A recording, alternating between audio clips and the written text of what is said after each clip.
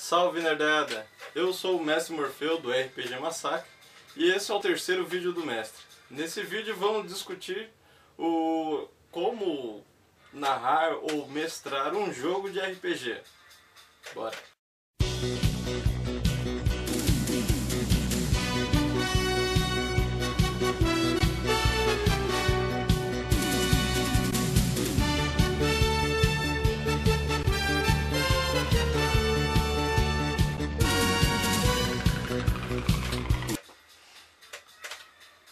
Vamos lá, eu vou começar com a primeira questão.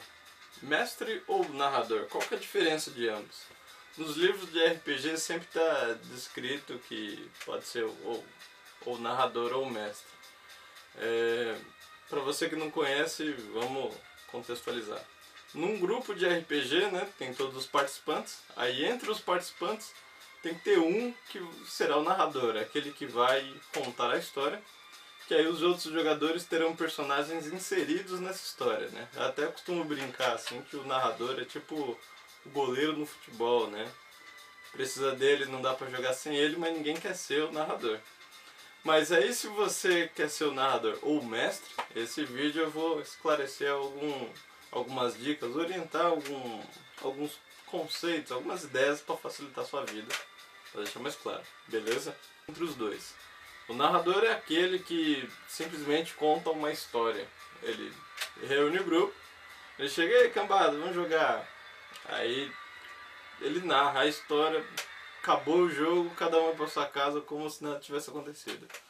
Já o mestre ele tem um papel mais além do jogo, por exemplo. O mestre ele cuida do processo de criação do personagem, ele orienta os jogadores, ele tira dúvida. Se aquele jogador não sabe jogar, tá com alguma dificuldade, cabe ao mestre ajudar esse cara, né? Até é sempre interessante observar que o mestre e o jogador são parceiros, não é inimigo. O narrador ele fica exclusivo com a tarefa de narrar, então sempre observe, né, se o narrador do seu grupo é um narrador só ou ele é um mestre também. Eu, se você quiser ser um mestre, também tem algumas observações diferentes para o narrador. Para facilitar também durante o vídeo, eu vou usar duas referências, né, dois jogos como referência. Vampiro, né, que é um dos jogos mais popular, o Máscara ou Hacking, tanto faz, e D&D, né, Dungeons & Dragons, que esses dois são os mais populares no universo RPG. Então vamos para as dicas. A escolha do jogo é um papel importante, que o narrador ou o mestre deve escolher. Claro, tem aquele problema assim das vezes, sei lá, tá todo mundo querendo jogar Vampiro, só que você quer narrar D&D. Então não é uma boa ideia você fazer isso, porque o seu D&D, sei lá, vai ficar com uma cara, o seu jogo vai ficar totalmente com cara do que você quer jogar, e o seu jogo não vai ficar com a cara do jogo que a galera está jogando. Eu tinha muito problema com isso daí, né, que eu desde pequeno leio quadrinhos, e aí eu ia jogar Vampiro, só que Vampiro e super-heróis são um universo diferente, então eu acabava usando alguns elementos do universo dos super-heróis em Vampiro, o que ficava uma bosta. Então eu oriento a vocês a escolher, ver o jogo que você quer antes de formar o grupo, e aí você decidiu, ok, você vai começar a estudar o jogo e começar a formar o grupo.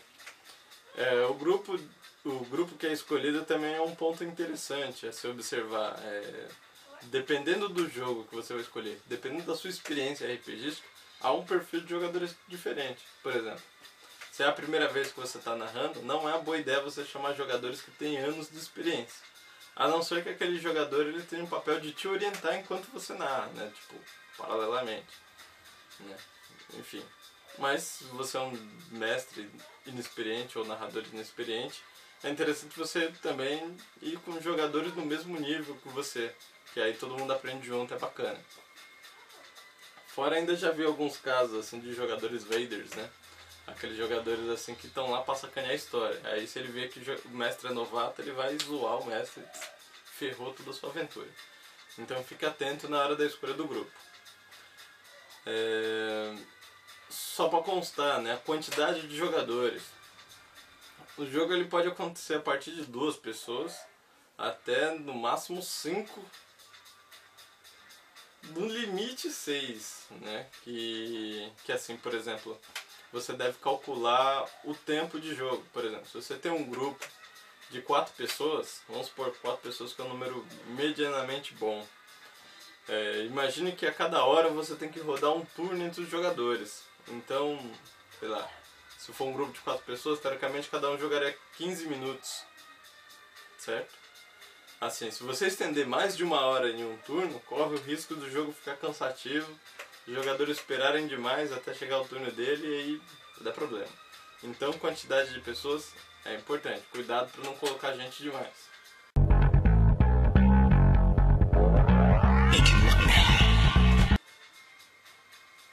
O próximo passo é cenário.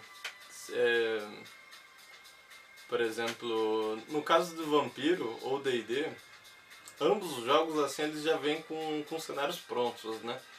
Ou melhor, o Vampiro ele vem com um cenário pronto, já o D&D você já tem um leque de opções maiores de cenário, né? Tem, sei lá, Ravenloft, Caramecos, enfim, Forgotten, você escolhe aí. Ou no caso, você não precisa propriamente ficar preso a esses cenários que já vêm estipulados nos jogos. Você pode adaptar o cenário para sua cara, ou criar outro cenário. Contanto que você não perca o elemento do jogo. Vamos supor, o jogo de vampiro é um jogo de intriga, tipo conspirações, poder, sabe? Viver amaldiçoado pela eternidade não é fácil. Então exige uma série de trabalhos que o personagem tem que fazer, né? E então essa é a ideia do jogo. Se você mudar o cenário, não importa como, você não pode perder essa essência. Se você transformar o jogo do vampiro em sei lá, um coliseu de gladiadores, sei lá, vai ficar meio estranho.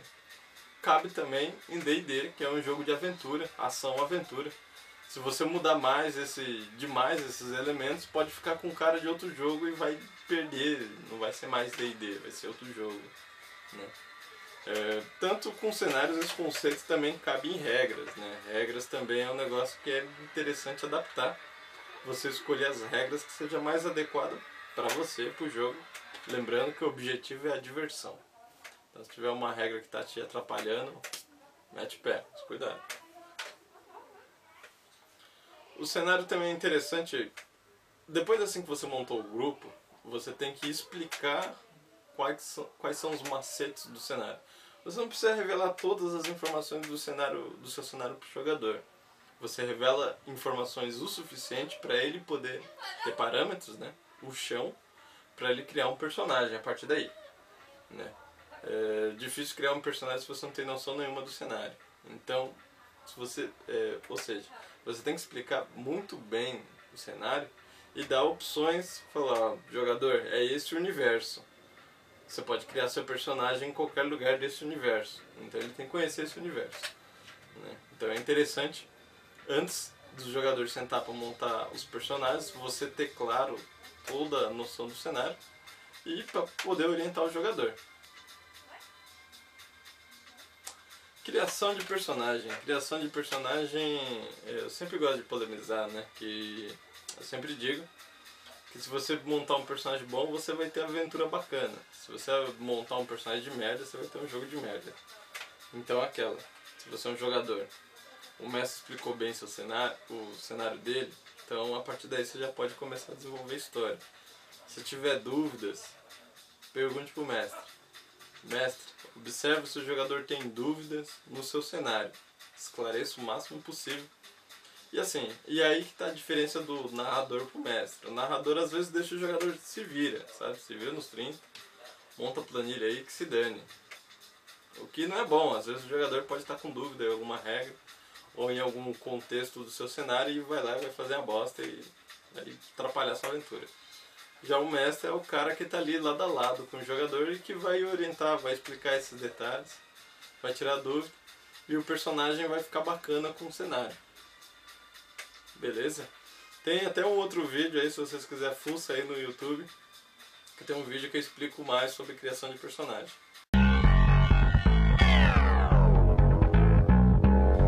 Você já reuniu seu grupo, definiu seu cenário, definiu os jogadores, criaram seus personagens, tá tudo definido. Agora é interessante pensar qual roteiro. É interessante você pensar no roteiro antes de começar o jogo. Só que assim, é diferente de um filme, ou sei lá, de um teatro, que os roteiros já tem tudo pronto. No RPG você não pode ter tudo pronto, sabe? Por exemplo, vamos lá, você começa, é interessante você sempre começar pela história dos jogadores. Os jogadores não fez as histórias dele à toa, sabe? Ele passou um tempo refletindo sobre aquilo. Então, narrador ou mestre, principalmente se você for mestre, use essa história do jogador. Deixa o jogador ele viver a história que ele criou. Aí o jogador ele vai se sentir bem no personagem dele, vai se sentir confortável, sabe? Às vezes leva um tempo do jogador ele se acostumar. Então, começando pela história dele é extremamente importante, fundamental. Ele não montou aquele personagem em vão, sabe? Ele quer jogar com aquele personagem. Então, começa da história dele. Começando daí, aí aos poucos você vai criando ponte, né? Você pode até usar os PDMs, né? Que são os personagens do mestre, para ajudar o personagem do jogador a entrar no seu trama. Como fazer isso? É interessante você sempre trabalhar a motivação do personagem. Vamos supor, o objetivo do personagem é encontrar o tesouro secreto, né? Esse é o objetivo dele, da história do personagem. E aí você coloca no trama, vamos supor, você bolou um roteiro de D&D, por exemplo, que todos os jogadores vão ter que chegar numa dungeon. Só que aí você, sei lá, coloca uma informação para aquele personagem que o tesouro secreto dele pode estar na dungeon, ou que na dungeon ele vai encontrar algumas pistas para ele chegar lá, né? Que aí vai ajudar o jogador, o personagem, a entrar no seu trama, né? A partir da história dele ele entra no seu trama. Agora, a partir daí, como a história vai desenrolar, aí é interessante você dar liberdade para o jogador decidir, sabe?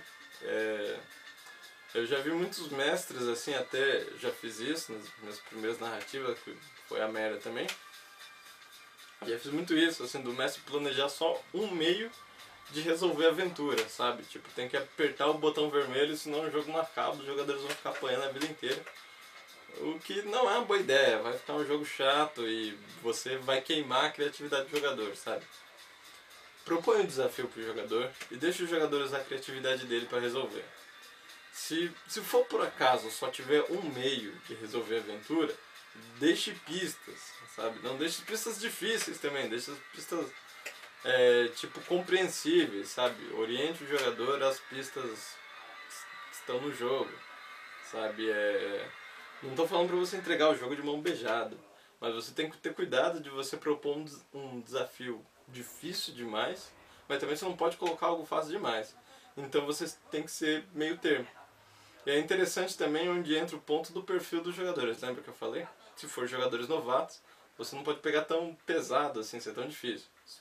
Se for jogadores experientes, você pode enfiar a porrada, não tem problema. Né? Mas nada de colocar aventuras impossíveis, sabe? Aventuras que não dependam propriamente do dado, sabe? É sempre interessante você estimular o jogador a usar a criatividade dele para ele resolver o problema da história. Ok? Até interessante já comentando nisso, assim, né, que sempre tem aquela questão, né? Quem ganha quando você está jogando RPG, né? Tem sempre alguém que pergunta, quem ganhou? E a maioria das pessoas não sabe responder, né? Eu diria que num jogo de RPG ganha quem for mais criativo, por exemplo.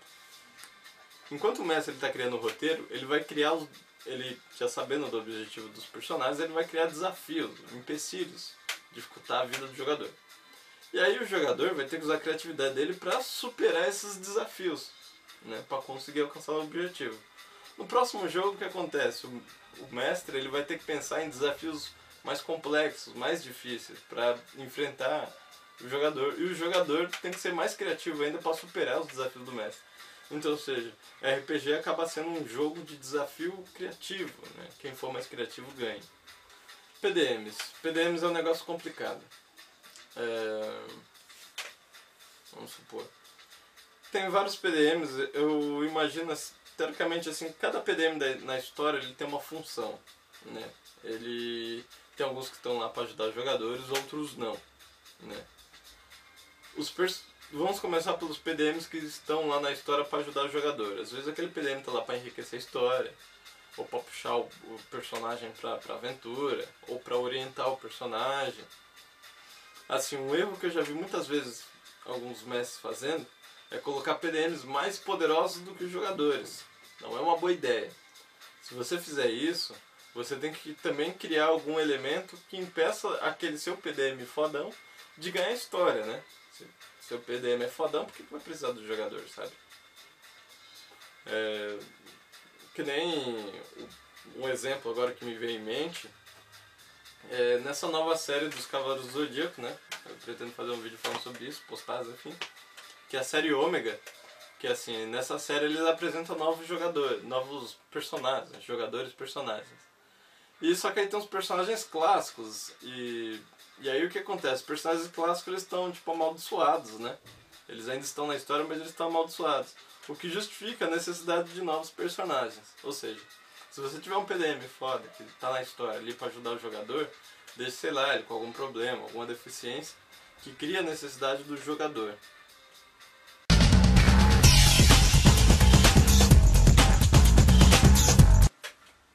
Já durante o combate, os PDMs, você tem que imaginar que os PDMs são como se fossem jogadores, né? Então, sei lá, tem um jogador mais um PDM, então imagine que são 2 jogadores.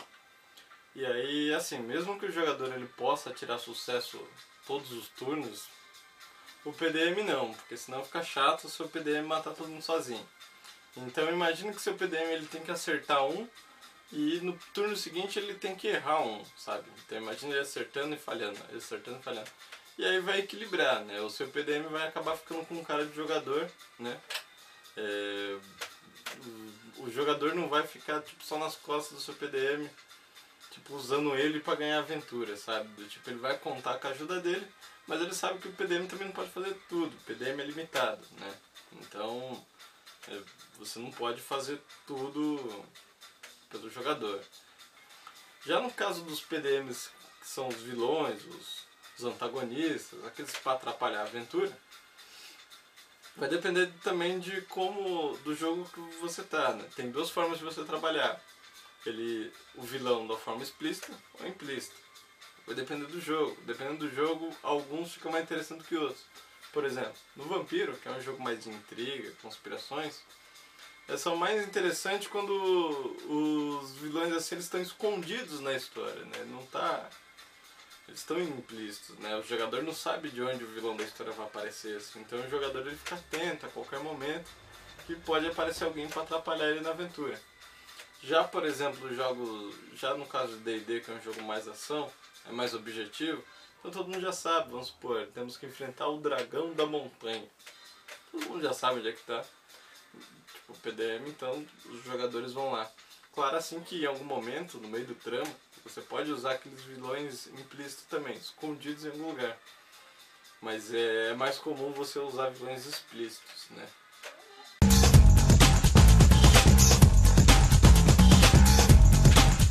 Vamos lá, narração. Durante a narração, é muito interessante também a interpretação. A interpretação dos personagens é uma arma do narrador para chamar a atenção dos jogadores para a história. Se você narrar bem e interpreta bem seus personagens, os jogadores vão se sentir estimulados a interpretar os deles também, né? E isso enriquece o jogo, enriquece a interpretação do personagem, melhora a história, enfim. Só recapitulando os processos narrativos. Você começa da história do personagem, cria a ponte para o seu roteiro e a partir daí deixa o jogador desenrolar a história, né? Você pode usar os PDMs para orientar ou para dar dicas ou para atrapalhar os jogadores, enfim.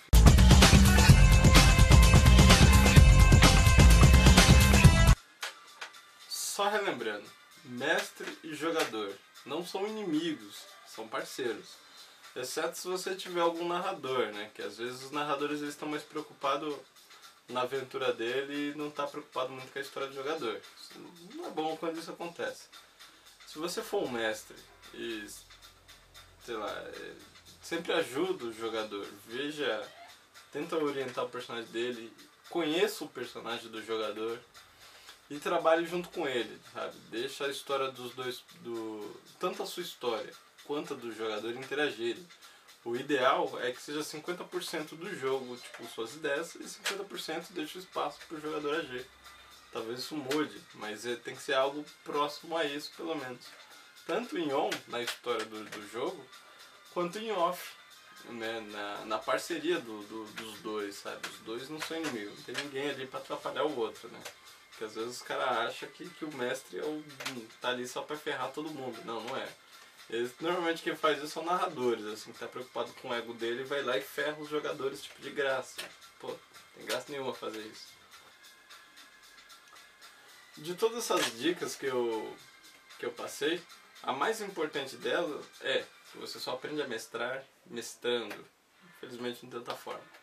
Já conheci jogadores que têm coleções inteiras de livros de RPG e o cara joga uma merda. O cara não sabe jogar, ele não conhece a prática RPG. Então, ou seja, livro não ensina ninguém a narrar, infelizmente. Te dá algumas dicas, são ferramentas, alguns parâmetros, mas você só aprende na prática. Então vamos lá, você estudou, junta seu grupo e testa. Não deu certo? Estuda de novo, sabe? Faz aquela reflexão e volta pra mesa, pra jogar. Na maioria das vezes o narrador, assim, ele estuda menos, ele estuda só o básico, assim, tipo de regras pra ele ir embora. Mas o mestre, ele tem aquele estudo além do livro, sabe? Ele pesquisa filmes, pesquisa quadrinhos, livros, enfim, qualquer fonte que ele tiver, qualquer referência que ele pode usar, ele estuda.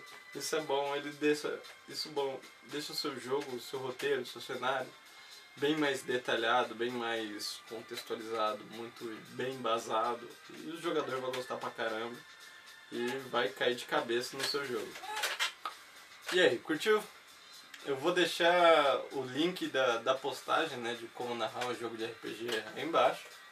E aí vocês vão poder rever todas essas informações, só que mais detalhadas, né, com calma, rever. Qualquer dúvida que tiver, sugestões, poste aí em comentários. Clique em curtir aí se você achou bacana o vídeo, compartilha com os amiguinhos e vamos trocando informação e vamos aí desvendando os segredos do RPG, beleza? Até a próxima, galera!